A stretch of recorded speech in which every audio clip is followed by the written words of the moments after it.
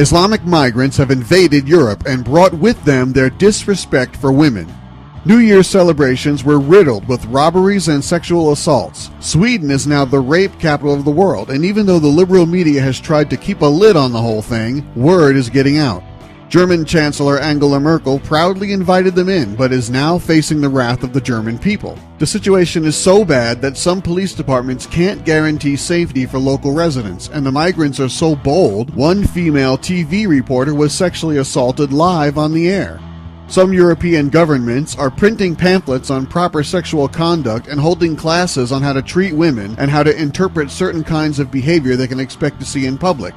The goal is to help the newly arriving Muslims understand their social norms. For example, just because a female goes outside in a skirt and walks past you doesn't mean she wants to have sex with you that instant.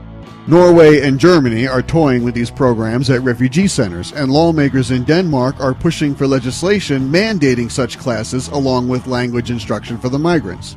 However, a recent incident that occurred in Russia may be a teachable moment.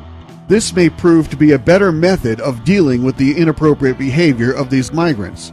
It seems 51 Islamic migrants went into a nightclub and started groping and fondling the Russian women, as is their custom.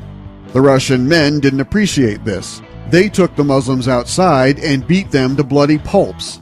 The police were called to break it up, but when they found out what was happening, they joined in, pummeling the migrants.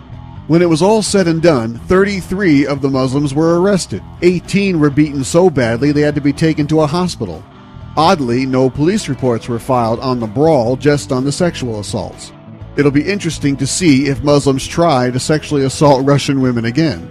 I think the men of every European country should stand up and take note of this, and when they see the atrocities that we saw in Cologne, for example, band together and teach these Muslims that that behavior is not acceptable. And kudos to the Russian men for looking out for their ladies. Thanks for listening. Don't forget to subscribe and donate at theraywarnershow.com.